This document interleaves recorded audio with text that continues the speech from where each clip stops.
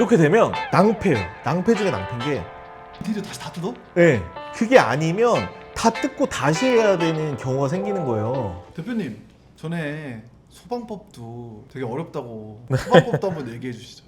이 소방법이 많이 창업을 한 사람들도 실수를 하는 부분이고 이것 때문에 정말 돈을 많이 날리시고 영업을 개시를 못 하시는 분들 정말 많이 봤어요. 내가 좀 큰 매장이나 아니면 좀 소방이 필요한 매장을 한다 그러면 이 영상을 꼭 한 번은 꼭 보셨으면 좋겠습니다. 질문 있습니다. 네. 혹시 소방이 필요한 업종이란 무엇이 있을까요? 사실 소방이 필요한 업종은 다중이용업소라는 개념이 들어가요. 그러니까 불특정 다수들이 왔다 갔다 하면서 많이 이용을 하는 거예요. 근데 이 공간이 만약에 화재가 발생한다거나 사고가 났을 때 우려가 많이 되잖아요. 좀 큰 술집, 학원, 큰 병원 이런 것들이 있는데 큰 건물들 가거나 몰이나 이런 데 가시면 저희 천장 보시면 스프링클러부터 해가지고 중간중간에 소화전 이런 것들이 다 있잖아요.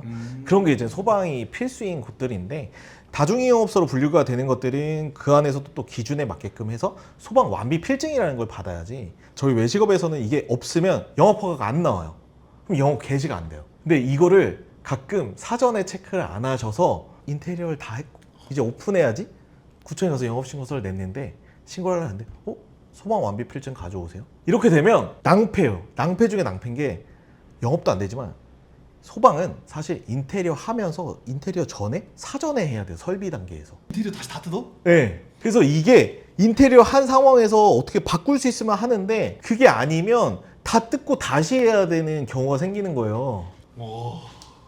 그래서 진짜 중요하고 왜냐하면 소방 완비에 들어가게 되면 인테리어 자재부터 검사를 받아야 되는 게 다 달라요. 아 자재도 바꿔야 돼 그러면? 네. 근데 다중이용 매장인지 아닌지를 어떻게 판단해요? 내 그러니까, 매장이?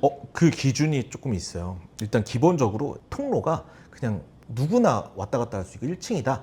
이러면 다중이용업소에서 좀 제외가 돼요. 지하는 66제곱미터만 넘으면 무조건 소방 완비 필증 대상이에요. 20평 정도는 네. 근데 사실 지하를 우리가 계약할 때 20평 이하를 계약하는 경우가 많이 없거든요. 너무 작지. 네. 근데 잘 모르시고 계약했다가 계약 파기하시는 분들 많이 봤어요. 그럼 지하는 웬만하면 소방을 해야 되네요. 네, 그래서 20평이 넘어간다? 그럼 무조건 여기 소방시설 되어 있나요? 확인을 해야 돼요. 또 1층 말고 2층, 3층, 4층은 100제곱미터가 넘어가면 소방 완비 대상이에요. 근데 여기서 소방 완비 대상에서 제외되는 경우들이 좀 있어요. 1층과 2층으로 이어지는 계단이 있으면 또 소방 완비에서 면적이 제외될 수 있고 그리고 입구가 비상구가 있다거나 외의 계단들이 하나 더 있으면 그게 또 제외가 되는 경우가 있어요. 저희가 흔히 아는 좀 복층 구조라고 하죠. 1, 2층이 있는데 내부 계단인 거예요. 근데 외부 계단도 없네 2층에.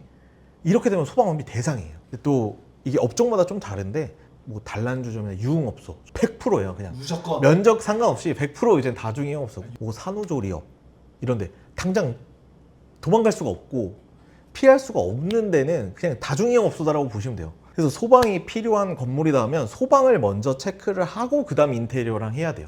근데 이거를 인테리어 업자조차 놓치는 경우들이 있어요. 그래서 진짜 이거는 주의해야 되고 내가 꼭 체크해야 되는 부분.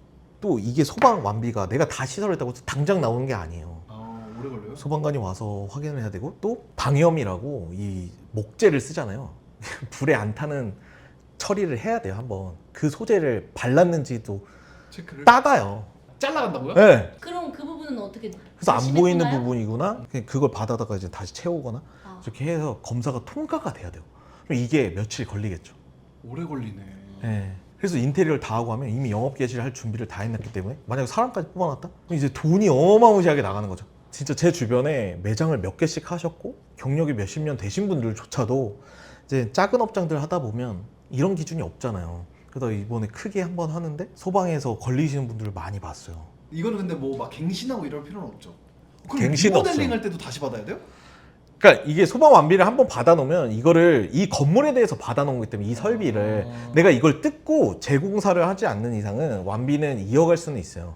그래서 좀 대형 매장을 한다거나 특히 이제 지하나 지상층을 하려는 계약을 하는 분들은 꼭 소방은 필수적으로 체크를 하셔야 되고 그나마 이제 먼저 업장이 있었다. 그러면 기본적으로 이제 소방 완비를 받아놨기 때문에 영업신고가 나온 거니까 오히려 이제 지하나 2층을 할 때는 그런 업장을 그냥 인수하는 것도 이미 영업을 했던 데를 계약하시는 게 그나마 안전하다.